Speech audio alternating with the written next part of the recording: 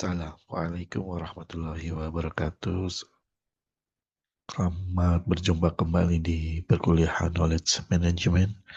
Di pertemuan 3 ini kita akan membahas tentang tacit knowledge dengan explicit knowledge.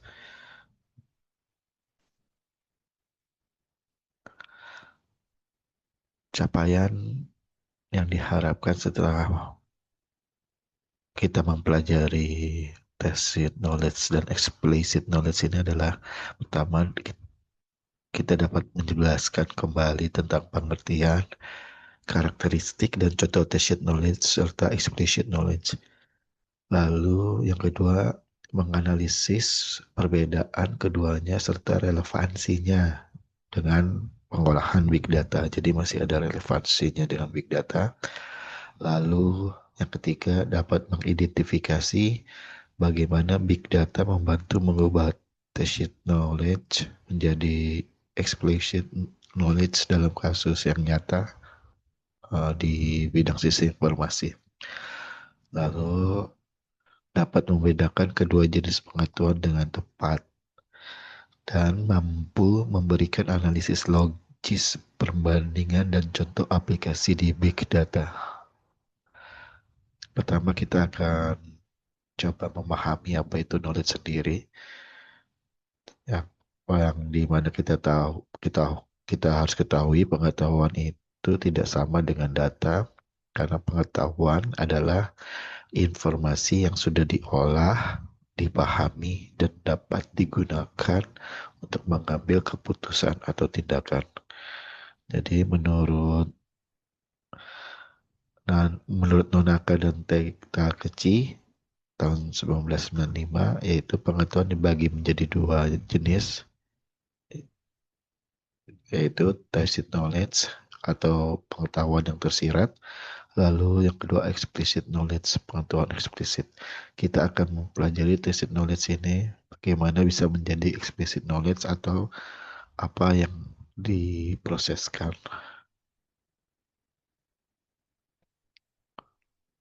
Di sini kita bisa lihat dan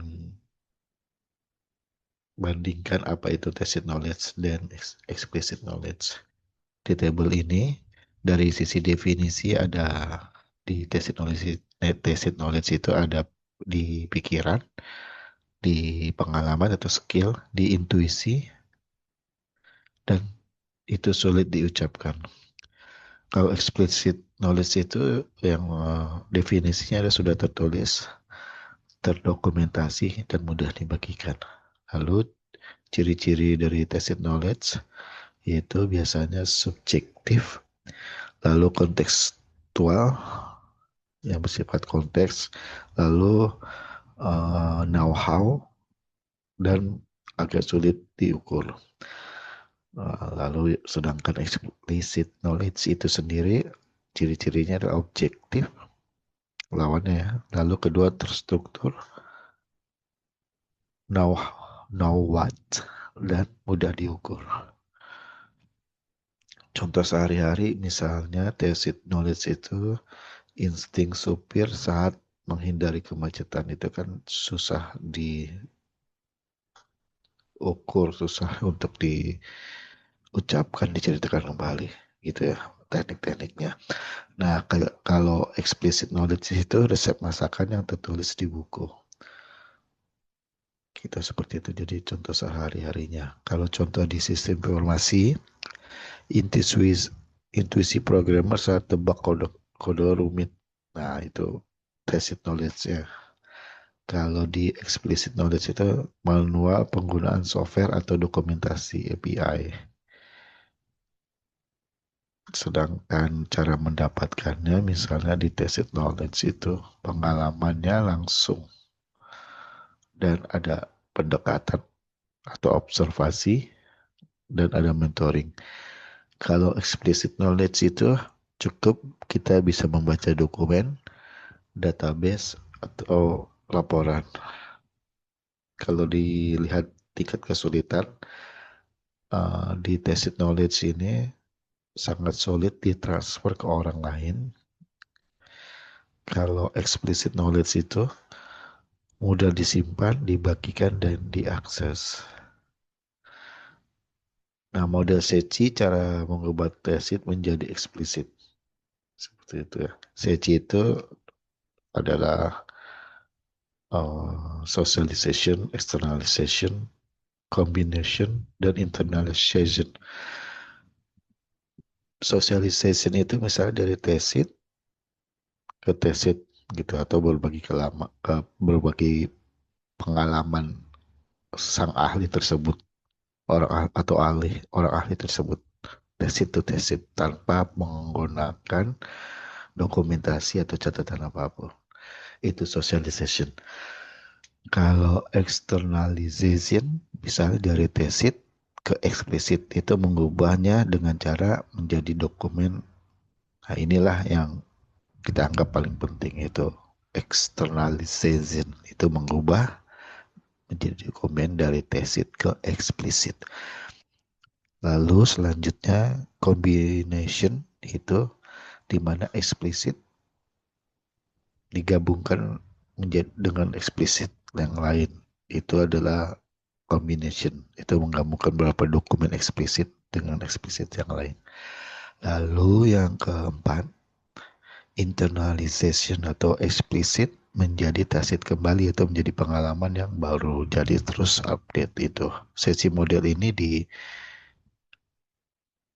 ditemukan oleh Nonaka Takeuchi, yaitu menceritakan siklus penciptaan pengetahuan atau model Sechi. Lalu apakah ini penting di knowledge management? Ya, kita akan coba lihat seberapakah pentingnya di knowledge management Sechi ini. Tacit knowledge, sumber inovasi terbesar, sulit dikelola karena sering hilang saat karyawannya resign. Nah, itu tacit knowledge. Nah, kalau explicit knowledge itu mudah dikelola dengan teknologi, database, intranet, KMS, dan yang lainnya. Bisa juga diakses siapa saja dan kapan saja. Jadi, knowledge management system itu membantu organisasi mengubah tesit ke eksplisit sehingga pengetahuan tersebut menjadi aset perusahaan yang terus bertambah nilainya. Itulah knowledge management. Lalu siklus kasus nyata di bank digital misalnya. Kasusnya kayak seperti ini. Misalnya customer service di bank digital. Contoh BCA ya. Contoh BCA Mobile atau Gojek. Salah satu BCA Mobile gitu ya. Di bank digital. Mengalami keluhan. Jadi tesitnya itu pengetahuan dari customer service tentang pola keluhan pelanggan yang hanya dirasakan. Misalnya nadanya marah di telepon atau agak emosi gitu ya. Nah, itu tesitnya. Gitu dia bisa bagaimana untuk memberikan sesuatu informasi tanpa pelanggannya itu mengalami emosi lah gitu ya di telepon. Nah, itu adalah tacit knowledge ya, pengetahuan dari CS tersebut. Sedangkan eksplisitnya mungkin explicit knowledge itu misalnya data transaksi dan log keluhan yang tersimpan di database.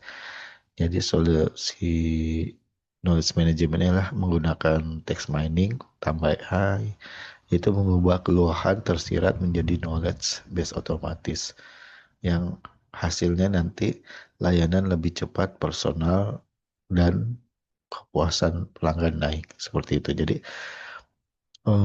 ada beberapa keluhan misalnya itu bisa dijadikan teks database gitu tersimpan keluhan-keluhan tersebut apa aja. Nah, lalu setelah dijadikan database mungkin digunakanlah solusi manajemen knowledge management dengan menggunakan text mining dan plus AI algoritmanya ya sudah pastinya yang dimana itu dapat mengubah keluhan tersirat yang tadi log berupa log itu menjadi knowledge base otomatis sehingga layanannya nanti hasilnya bisa dijawab secara otomatis oleh solusi knowledge management yang ada text mining AI-nya tersebut. Seperti itu. Lalu selanjutnya misalnya studi kasus lain di mana perusahaan teknologi seperti misalnya di sini kita lihat di gambar test knowledge feeling memilih algoritma terbaik dan junior ini belajar cepat. Lalu knowledge transfer via knowledge management system ini dilakukan, di mana senior berbagi tesit kepada junior belajar lebih cepat dan perusahaan tidak kehilangan pengetahuan saat turnover karyawan. Contoh programmer di perusahaan startup, TCTT atau feeling developer saat memilih algoritma terbaik. Contohnya seperti itu ya di sini. Lalu eksplisitnya kode plus dokumentasi yang sudah ditulis itu eksplisitnya. Manfaatnya apa? Manfaat KM-nya bagi perusahaan tersebut. Senior programmer berbagi tesit junior bisa belajar lebih cepat dan perusahaan tidak kehilangan pengetahuan saat ada turnover karyawan. Jadi seperti itu ya. Manfaat dari explicit knowledge dari tacit knowledge tersebut seperti itu, atau knowledge management system. Nah, mungkin itu saja yang bisa disampaikan. Silakan dipelajari tugasnya, di mana tugas ini akan mengasah kemampuan Anda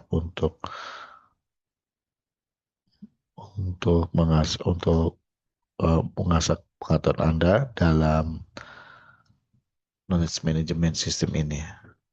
Sekian dari saya. Wassalamualaikum warahmatullahi wabarakatuh. Semoga bermanfaat. Mohon maaf lahir dan batin.